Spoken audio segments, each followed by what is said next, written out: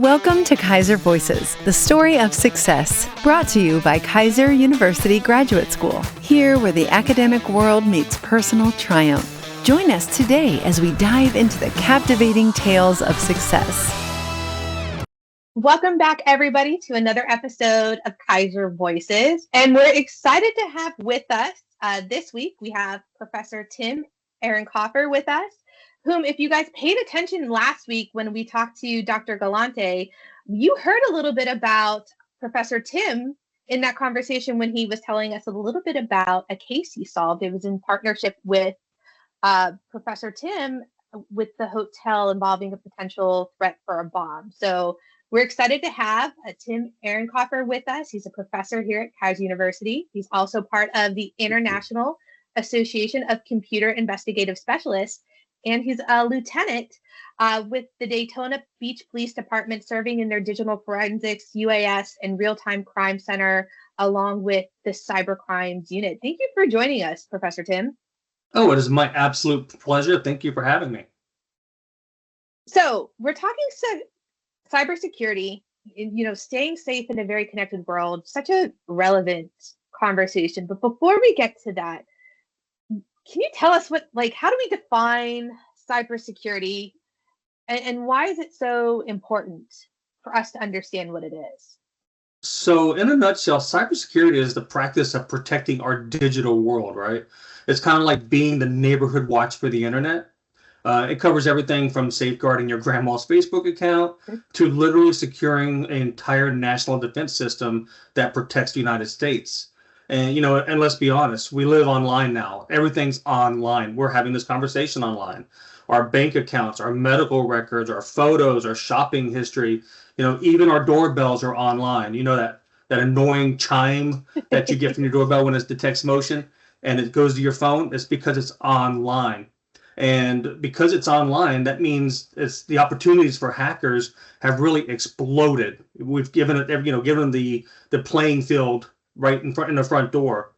And why is it important? Well, because cyber attacks don't just affect big companies anymore, right? We used to see, Microsoft hit with a cyber attack or this company hit with a cyber attack, but now I'm getting hit with cyber attacks at home. Mom and pop, stores and restaurants are getting hit with cyber attacks. It affects regular people, students, professionals, retirees. All people are targets now. And unfortunately, the digital world doesn't have a bad neighborhood sign that you see sometimes. You can't Google, it's just a bad area for the most part. It doesn't warn us. And everything's so interconnected, we have to be vigilant in every corner of the web, everywhere. And cybersecurity, part of that being the protecting our digital world, is it ensures that trust and privacy and functionality all stay intact in a world that, never logs off, really. I mean, you've probably seen the recent news about the breach of people's accounts. More than 16 billion, and that's billion with a B. You got to let that sink in. That's how many login credentials were leaked and compiled into data sets online, really giving criminals unprecedented access to accounts consumers use every day. And I'm not talking about weird accounts. This is Apple, Google, Facebook, GitHub, and it's kind of become the largest breach of data in history. In that breach alone, over 30 databases were stolen, each of them with about 3.5 billion passwords, from social media to VPN logins. And VPNs is virtual private networks. And those are supposed to be kind of like our safe highway to get to different websites that are a little more safe. Well, guess what? Your VPN logins may have been compromised now. And this goes from yours all the way up to corporate platforms and developer platforms. So that data breach kind of tells what cybersecurity is supposed to do. It's supposed to protect us against this, allow us to fix it, and then recuperate afterwards. And that's kind of like the nutshell of what cybersecurity is. No, and you mentioned quite a few things, and it's part of the reason why I was really glad to be able to get to have this conversation with you this week, because so we're recording this on a Tuesday for those of you that are listening in. As of yesterday, on Monday, there was a big announcement about a massive data breach that included Google attention. Just for reference, what is the most common cyber threats that we face every day? I know you mentioned passwords, medical records, but can you expand on that just a little bit more? Oh, geez, where to start on this one? Because this is all over the place. But if I had to kind of give a few that really jump out, the usual suspects are phishing emails, and that's phishing with a PH because it's super cool, unlike regular phishing, which not so much. But I digress. And that's basically the digital version of trying to sell a Rolex out of your trunk. They pretend to be your bank, Amazon, and sometimes even the boss that you work for to trick you into clicking or giving up information. So I would say that's probably number one. Number two is closely related. It's smishing. It's phishing with an SM. And the reason it's smishing is because it's through SMS text messages. That's the SM part of that. And you've probably gotten the text messages on your phone that you ran some tolls and you didn't pay your bill, and now your license or your tag's going to be suspended. So many people get those, even my own family. I had my own daughter call me and say, "Is this legit?" I'm like, "Come on, stop. You know better." It came from a Hotmail account on your text message, and the stuff that just doesn't look right, and it wants you to click this link that takes you to something that's not the state of Florida. So smishing would be the next one, where you're getting all these text messages trying to get you to click links, give up your account information. Then there's the heavy hitters. There's ransomware. And that one's particularly nasty because it locks up your files and demands payment. It takes your files hostage. And it's a digital hostage situation. And you have to pay a lot of money through cryptocurrency. And they do crypto because it's not as easy to track as writing a check.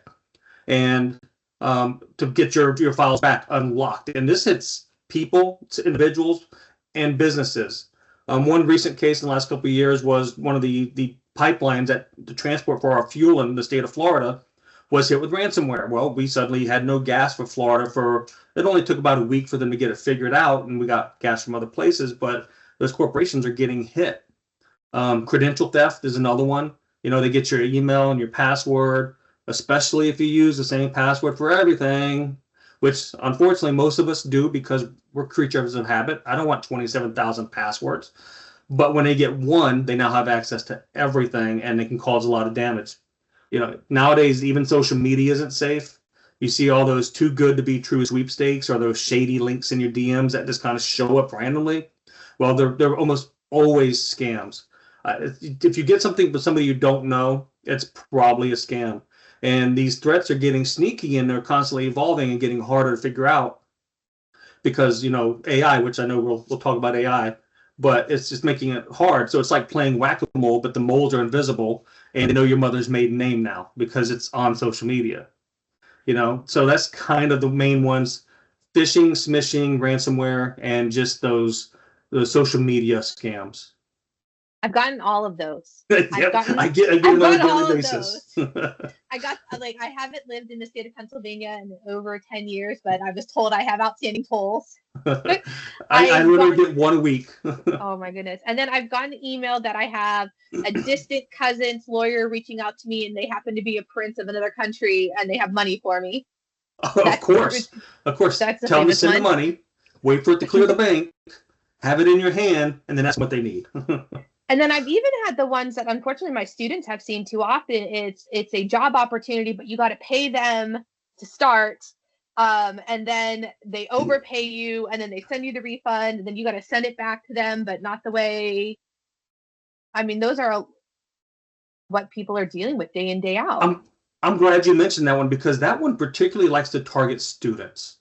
And they get the students who are trying to pay their tuition, they're trying to make payments on other stuff, trying to live, and they hit them up with these too good to be true offers. One of them that was hitting one of the local colleges here was they're going to pay them to go buy toys for orphaned children, right? I mean, they hit you in the feels with it. They get those emotions going, and they're going to give you $1,000 to buy toys. You only got to buy $500 worth of toys, and you keep the rest. They'll send you the $1,000, and as soon as you send back the rest of the money or do whatever they want you to do, the money they transferred in backs out and untransfers to your account, and you're left in a negative, and they disappear off in another country somewhere. So I'm glad you mentioned that because that's one that's been targeting students, and it's very important to not fall for it and ask around if you ever have any questions.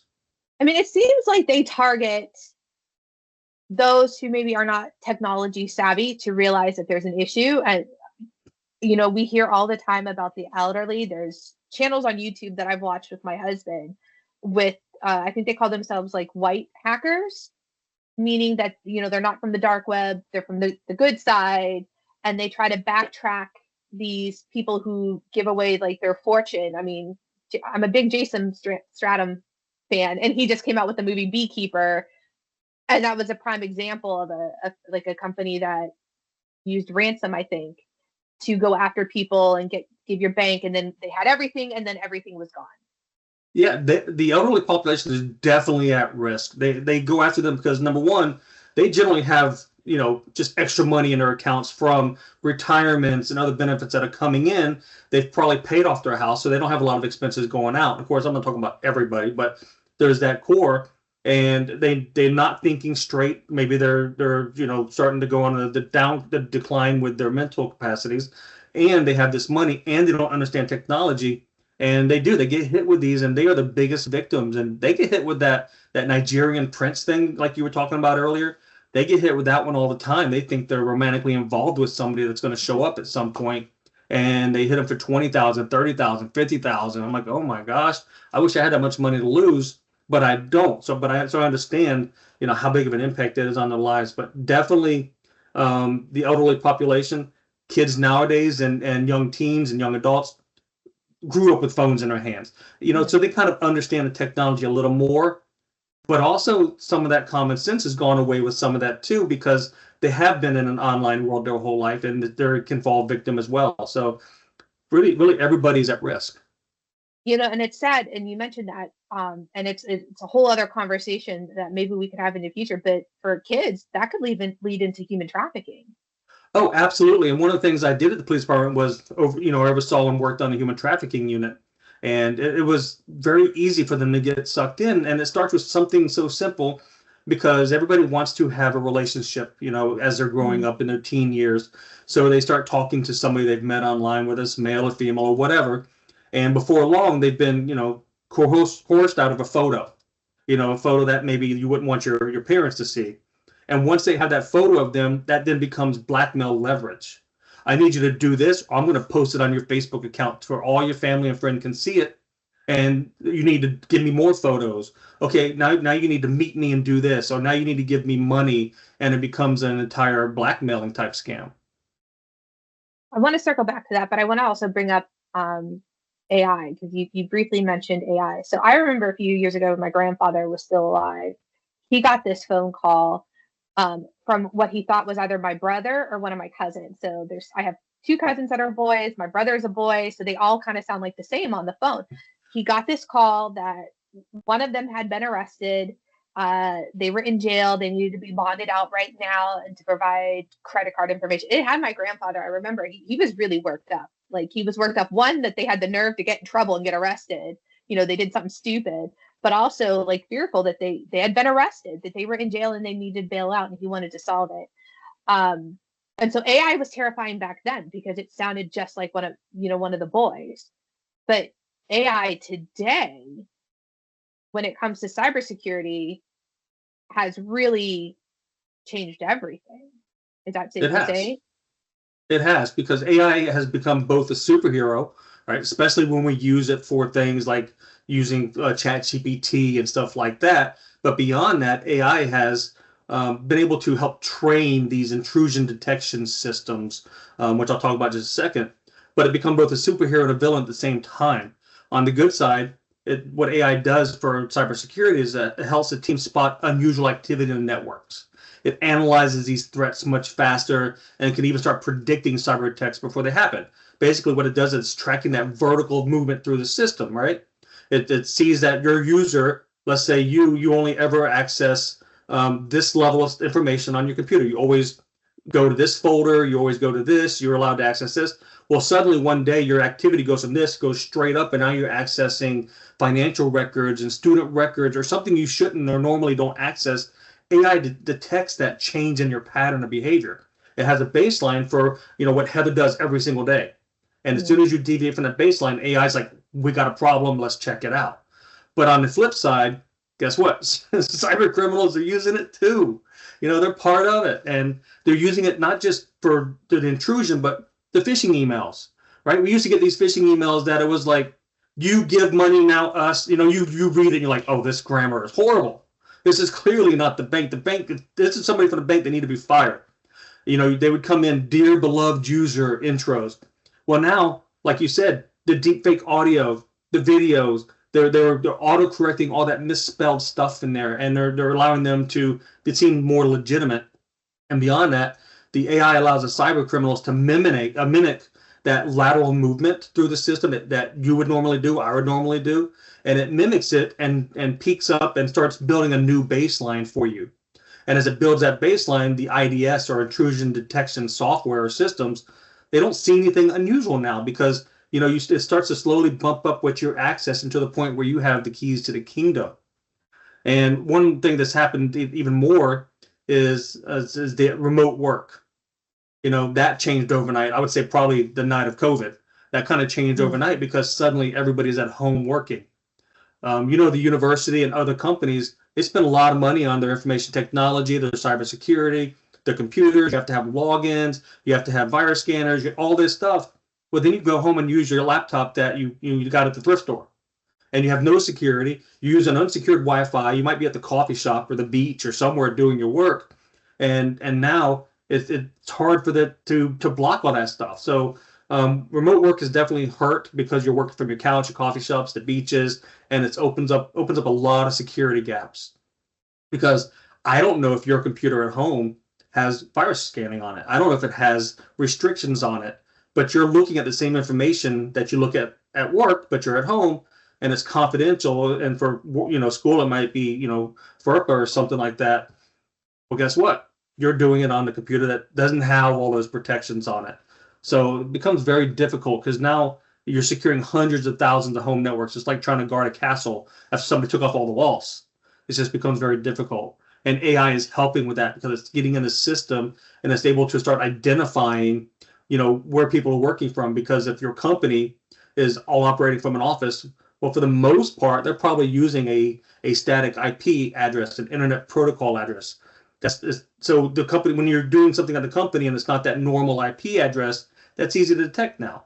You're accessing it, and you're coming from a totally different IP, a different network that's hosting it. It's not Spectrum anymore. It's not AT&T. Might be something else. And AI is able to detect that and start figuring out ways to attack it. We're seeing a lot of advance in technology. There's even conversations that going from how we currently connect to the internet to going through satellites, including with your cell phones. Like, they don't hit towers anymore, they're hitting satellites. Does that make it any safer or make it any worse? It makes it safer in a sense that if it's new for us to use it, it takes a little time for the criminals to catch up. But once the criminals figure out the vulnerability or the way they can get into the system, then it becomes equally just as bad. Just like they used to say for years, get a Mac computer because Windows is where all the viruses are at. Well, guess what? Macs have viruses now because people figured out people were going to Macs because they weren't getting hit with all the viruses. Well, they weren't getting hit with viruses because not enough people owned them for the people who made viruses to care. But so the satellite technology is good. But at some point, somebody's going to find a way to exploit it, and we'll have to find another way. So it's really about trying to stay one step ahead of the criminals. There's like different layers of this. The law is always behind the technology, and then the technology for us is just a step ahead of the criminal. So we're always playing that balancing game, that dance, trying to keep everything safe. Yeah, I think that Detective Galante got us all nervous last week because he even made the comment that, and that you could expand on for us, that even Bluetooth isn't safe. Yeah, it's definitely not, because Bluetooth is just transmitting a signal and you're able to capture signals. You know, if you're in a room with Bluetooth devices, you pull up your phone and you can see Heather's iPhone, Tim's AirPods, and whatever devices are there. Well, if I can see it, then I have the potential to access it. And that's another way that AI helps, is it helps to start to do some password brute forcing on some of these devices and connect to them. And brute forcing is just start going through all the passwords it can. So let's say your passcode is 1111. Well, the brute forcing is going to start at 0000, 0001, 0002 until it gets to your passcode, and then it's going to let you in when it gets it. But yeah, Bluetooth is not secure. This all really comes down to passwords and protections and knowing what you're connecting to and what you're not connecting to. Wi-Fi is definitely accessible. We all put passwords in it, but one problem that we have, and again, going back to one of my first statements, we're all creatures of habits. I don't want to say people are lazy, but we are. We want to do the same things. We want to do it easy. That's why we put, contacts on our phone so we don't have to remember the phone number. We just hit the button. Well, we buy these Wi-Fi routers. We buy these security cameras, for our doors and our homes and our kids' rooms, and we just leave the password as the default. Because if we ever forget it, we can just open a book and read it again. And that's a problem because everybody knows that default. So at the police department, if I go to a business or a home and they have what we call a black box DVR, those are just those recorders that hook to all your security cameras in the store in your home. And usually the owner doesn't know the password because they've had it for 20 years. You know how I get into it? I Google the model number and ask what the default password is. And suddenly I can enter the system. They haven't been able to get in 10 years because they never changed it. I'm not unique. Criminals are doing this too. They look at your Wi-Fi router. They can tell what kind of router you have on some of this, and your MAC address, that's your media access controller address, that shows what you can look that up and find out what device that is, who manufactures it, and then Google what's the default password. And if they didn't change it, you're in. So everything is exploitable. So it's really about being as secure as you can with your passwords and authentication methods and stuff like that. My biggest fear when I had my son, we had a camera in his room and we had the baby monitors, but I've heard stories of people hacking into them, some accidentally, just happens to be on the same frequency, but even intentionally. So that was always my biggest fear. And that was 8 years ago. And technology has changed. Unfortunately, the bad guys have changed. They've gotten smarter with the technology. I want to ask you a little bit about your work as a lieutenant with the Daytona Beach Police Department, because you look at these crimes day in and day out, and then being respectful to any open cases you have and any cases that you can't absolutely speak on because they're connected to other things. Can you tell us about some of the work that you do with the cybercrimes unit? Yeah, absolutely. We do a lot of digital forensics on devices once they've been hacked to see what's in them, and work cases where people come in and they complain. One case that kind of stands out, since we're talking about universities and default passwords, is I worked a case. So I was part of and still am part of the FBI task force. So I'm sworn in with FBI and Homeland Security as well as Daytona Beach PD.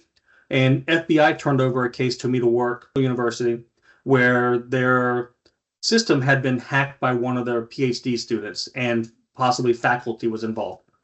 And the student was basically going into the system, and according to his interview that I did on him, is he was just trying to prove a point.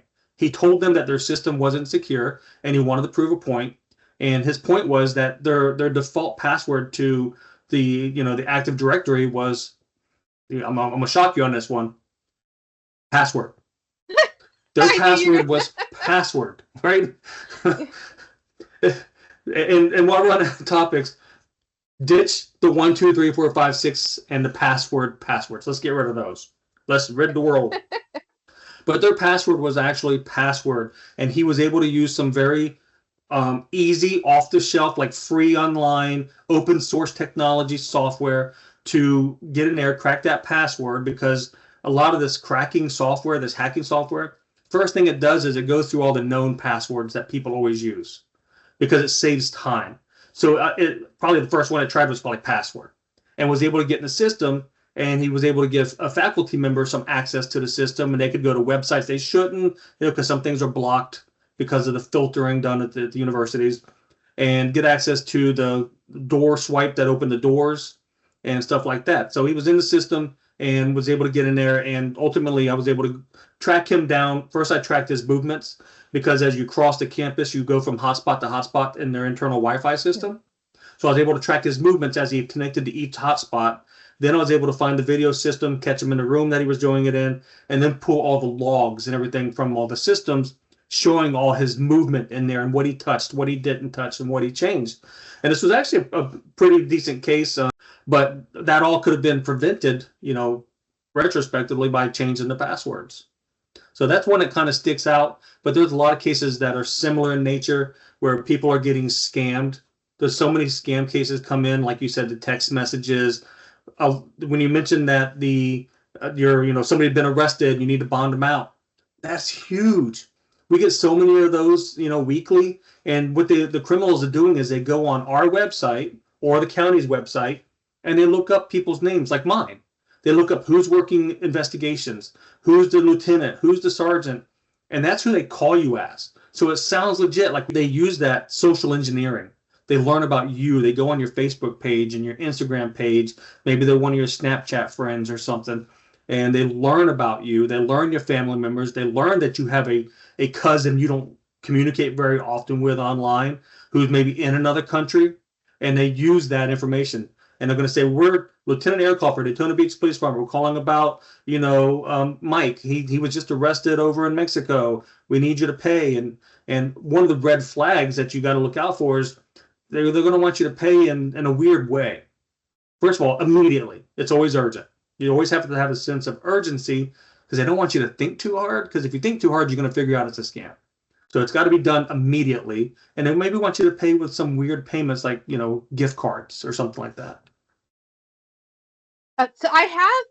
We've been kind of skirting around like tips for safety, and you kind of mentioned a couple of basic things, but I want to ask you about tips, but I want to do it kind of in a facts versus fiction method, Sure. Because there's some things that we've heard about ways to keep yourself safe, and I know you have more points in that. So fact versus fiction. If I use incognito mode, I am more secure on the web. You are more secure from your spouse finding out the website you went to. That's a good point. Beyond that, it is still tracking you. Your IP address is still logged, and it's still leaving cookies and other internet history on your computer.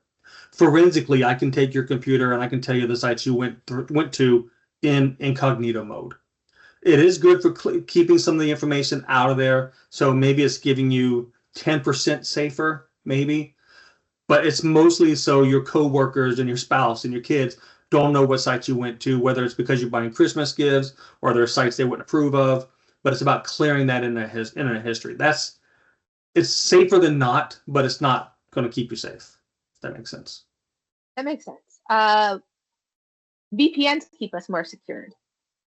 They do. And VPN, virtual private networks, what they do is normally when you connect to your website, you're just out there. Let's say you're at Starbucks coffee shop and you connect to their open Wi-Fi they have there. And then from there, you connect to your bank. Well, anybody can kind of get on that Wi-Fi and start tracking where you're going. There's things out there called packet sniffers that sniff each of the little data packets that go across that internet. And in that is your information. A VPN encrypts your information on your computer, sends it through its own private tunnel to the website, and then it decrypts it on the other end. So if somebody was to sit at that Wi-Fi and try to capture your information as it went across, they would just see a bunch of random letters and characters that they couldn't do anything with. VPNs are definitely much safer than regular connections. They will help hide your location. They will help protect your information by encrypting it during its transit. And beyond that, a lot of companies use it because it gives you one additional security measure before you can hack their account. Like my payroll system at the PD. It's on the web, but for me to access it, I have to use the VPN. That way, if you were to get my payroll system login information somehow, you still got to get the VPN login information too. So it gives me a double layer of security. And that's one of the big reasons to use it for companies. But VPNs, yes, they do keep you safer. So this is less of a fact versus fiction. But when it comes to cybercrime, is it more commonly domestic or international? That's tough. I would say probably international. But a lot of times that international has ties back to here. And the reason I do international because it becomes way more complicated to investigate a crime that's in a country, let's say India, that doesn't have reciprocal laws. They don't have treaties with us to turn over information. If they're in the United States and you did something, I'm able to get your IP address. I can do a subpoena or a search warrant and get your information and eventually track down who pushed the keys on the keyboard. When your stuff's bouncing off in Russia somewhere, I can't call Russia and say, hey, who accessed this website? Number one, they probably didn't keep the record. And number two, they're not going to cooperate. They're just not. So I would say internationally is probably where a lot of stuff is coming from. but sometimes it does originate here, but they have counterparts overseas for the anonymity of it to be invisible to the world. Now, the little scams like, hey, your nephew's been arrested. Hey, we got your money here. Come get this. There are a lot of scams that are local, and they're the smaller ones that are hitting individual people usually, and they usually involve something local. Some people are told, hey, go pull money out of the bank. Meet me here to pay me. Obviously, those are going to be local because they got somebody right here physically doing it. But the larger scams and stuff like that in Nigerian prints and ransomwares usually come from overseas. Fact versus fiction. You can take my information from my phone or my credit cards by just walking by me. I would say it depends. And this is a term I hated in digital forensics because everything, when you're learning digital forensics, the answer is always, well, it depends.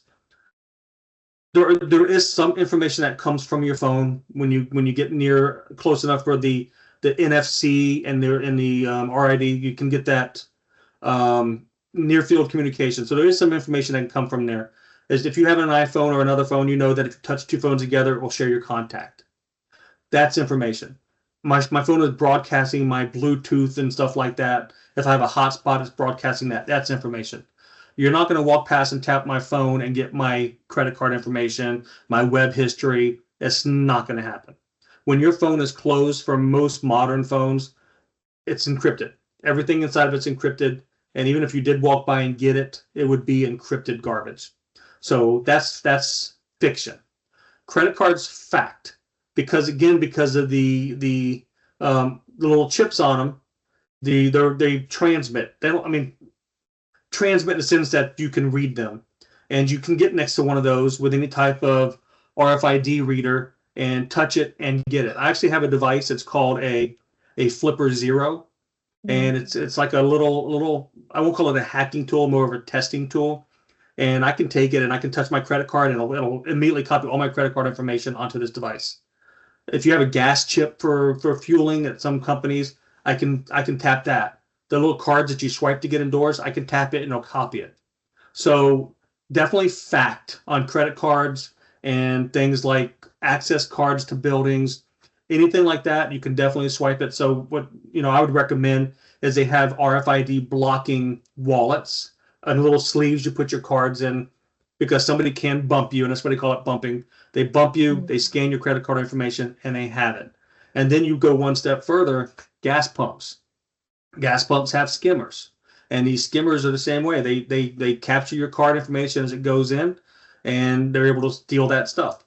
The ones that you can pay by phone by tapping your phone is secure because it has an encrypted channel. So phone is safe, credit cards not so much. That's very interesting and terrifying all at once. yeah, I know, and it makes it difficult because at the PD I keep my access card to the doors in my wallet. Well, I have my credit cards in the wallet. So my wallet is RFID blocking. So when I go to swipe in, I can't get in the door because it's blocking my access card also. I have to pull it out, swipe it, and put it back in the card. But that's the way to be safe. Fact or fiction, with phishing emails, one of the ways that you can spot that it is in fact phishing is by looking for improper grammar, improper spelling, improper website addresses. Yes, but like I mentioned earlier with AI, that's getting better. That improper spelling and grammar is starting to slowly disappear. But absolutely, if you get an email and it just reads like, who wrote this, it's probably some type of phishing email. I would say one of the easier ways, if it has a link, just don't click anything. Just move your mouse over it and hover over that link, and it will expand it out and show you what the link is. And if it's this long and contains a bunch of everything but the website you're expecting, it's phishing. Don't click it. If you're expecting to go to Bank of America and it's a Bank of America email, and you hover and it's stealyourstuff.bankofamerica.com, obviously that's a problem. Or steal your stuff bank and of, but it's 0 instead of an F in the of. You have to watch for things like that because they could make the website use a letter that it shouldn't use. So look for the links. Look for who it came from, and don't just look at the name of who it came from. Expand it out and see what actual physical email address it came from. because you can set a friendly name for it where it says, Bank of America. But when you open it, it says, 8675QU97 at hotmail.com. And that's another way is to see where it really came from. And when in doubt, let's say it's a bank, call the bank. Call them by the number ask them, hey, y'all sent me an email, is this legitimate? And they're going to tell you immediately that's probably not. Especially if it's got a link and they want you to log in, because banks don't want you to do that because of this type of scams. And I use bank as an example, but anything email that comes, when in doubt, ignore the email, call the company directly and ask them what's going on. Fact versus fiction. I cannot file a police report if I am hacked or I fall for one of these phishing or smishing scams. That is fiction. You can absolutely file a police report for these. A lot of them are investigatable. You can take some look at it. Plus, sometimes you need this police report for things like reimbursement from your bank. They want to know that you went and actually filed a report. You're not just mad because you paid too much for Christmas gifts. So at fiction, 100%, you can file a police report. Now, I'll caveat that with there are some agencies that don't understand cyber crimes at all. And they may tell you, oh, well, we can't really take a police report for that. If that's the case, insist. Speak to a supervisor, speak to a detective, and tell them you have to have a police report. Because some people just don't understand.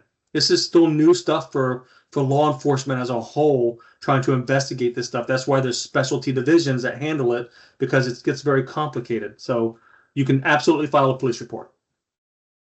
And I appreciate you playing the game of fact versus fiction, because I think understanding and separating some of these concepts is a big way on providing our listeners like tips to stay safe online. But what other tips or advice do you have both for individuals and maybe even businesses to keep themselves safe online? Well, one thing I mentioned earlier, and I'll hit it again, is you got to ditch the 1, 2, 3, 4, 5 passwords and the passwords. If your password can be guessed by a toddler or your cat, maybe it's time to upgrade. You can't keep using it. You got to use strong, unique passwords for each account. And then I would say turn on multi-factor authentication. Let's say a password is like a car protecting you from the elements, right? Well, then MFA is your digital seatbelt, giving you that added support if you end up in a crash. So MFA is multi-factor authentication. There's TFA for two-factor. That is when you have your phone send you a code. I know like Keiser, we use multi-factor authentication. When you go to log in your email on the website, you get the thing pops up. You have to put the number in or hit OK, depending on which version you're using. That's important because if somebody gets your login credentials, there's another step. And there are ways hackers can do things to try to get this information, but it's a lot of work, and hackers are trying to get the easiest work for the most amount of people the quickest. They're not trying to spend 30 minutes to get your $20 out of your account. They want something quick. I would say be skeptical. If an email says you won a prize, but you didn't enter a contest, trust your instincts. If your boss is asking you to buy $500 in gift cards immediately, take a breath, because that, like I said earlier, that is a classic scam, and it's not a bonus. And think about one I deal with a lot is FPL, and for Florida, that's Florida Power and Light. That's who one of the companies is that gives us electricity to our houses. And a lot of people are having scams where they're like, your bill is due. They call you at Friday at 5:00 and they say your bill is due, or they send you an email and you have to pay right now or we're going to turn you off. And if you've never had your power turned off on a Friday, you're not going to have bought air until Monday, right? They're not coming out on the weekend most likely. So they get that urgency and they want you to pay in gift cards. Now, why do you think FPL would want you to pay your bill with them using Home Depot gift cards or Visa gift cards, right? That's just, if that doesn't seem right, it's not. That's one of those hang up, call FPL. Most likely you paid your bill and you're just caught off guard and it's 5:00 on Friday and you don't want to not have electricity. And then I think don't click the shady links. A lot of people get links in their emails. Maybe you like animals and it's a link for a free animal visit. I don't know. Don't click it. If you're really worried about it, hover over it, see where it goes, and then Google that website and see if it's legit or not. And then on the more technical end of it, which everybody can still do, you have to keep your software updated. These pop-ups, they could be super annoying when they pop up that there's an update for this. Windows 11 needs an update for this, or whatever it happens to be. But skipping these is kind of like ignoring a leak in your roof because it only drips. These updates usually fix these vulnerabilities in your phones, in your computers, in your gaming systems, whatever it is. These updates fix known issues. They're not spending time to update it because they're bored. They found something wrong and they're trying to fix it. So keep your stuff updated. These small habits go a long way. And then finally, I guess I would say cybersecurity isn't just an IT thing anymore. It used to be. We have transitioned to it's an everyone thing. We are all, IT is not the one that's losing their personal information. It's me, it's you, it's all of us that are in that 16 billion record leak. We're the one losing our information. So we have to be vigilant on our end. Use the strong passwords. Don't use one password for every site. Use one password for one site. Use another one for a different site. Don't use the same passwords. If you're going to use password and you have to change it next week, don't make it password -1. Because criminals know this little trick, and it's super easy. And I'm sure most of the people watching this are going to go, well, crap, I need to change my password. And I'm included on some of that because, again, we're creatures of habits. We like to do the simple task using the same thing. And don't use passwords that are stuff that you know. Don't use, your dog. Don't use your birth date because that's what those are your security questions anyways. So don't use those. Use things that people don't know. Make something up. Make up a paraphrase that, some type of phrase that says, I like eating hot ice cream. -1 if you need. If you need to put dash, if you just feel empowered, use something because what happens is if I'm I'm into Star Wars, I love Star Wars. Everything Star Wars. I fancy myself as a stormtrooper somehow. I don't know. Maybe because I don't. No, I shoot. Okay, so it's not that. So my Facebook generally has some Star Wars stuff on it. Well, criminals know this, and what they do is they crawl your web page and they capture all the words that are on your social media. They capture those. They put those words into what's called a dictionary attack. Well, guess what? When they want to get into your account, they're going to use all the words that found from your social media first or from your web page first because they know you like Star Wars, so there's a pretty good chance your password is something Star Wars related. So don't use something that you use everywhere else. Keep people guessing. I won't go as far as say you should let your phone give you one of those super long, ridiculous passwords each time because, again, we still have work we got to do. So we got to balance work and safety and security. But keep them guessing. So that'd be my take on that. Well, Lieutenant, I want to say thank you for coming on, but you've just given me more work to do because I have passwords to be updating after we wrap this up. But Lieutenant, thank you so much for coming on and sharing these tips and sharing the stories of the work that you've done and your expertise. We really do appreciate this conversation, no matter how terrifying it was. Absolutely. And if you ever want to hit on one specific topic or anything and do a session with that, I'm here for you, whatever you need, because I think cybersecurity is important and I work with all y'all and I want you to be safe. I want our students to be safe. So just let me know and pick a topic and we'll be sure to hit it. Yeah, no, we're definitely going to have you back. And if all of you guys have enjoyed this conversation, be sure to like, share, subscribe, and follow and take Lieutenant Ehrenkaufer's tips. And we will catch you on the next one. Thank you for journeying with us today on Keiser Voices, the story of success. As we close this chapter, remember every story has its next page.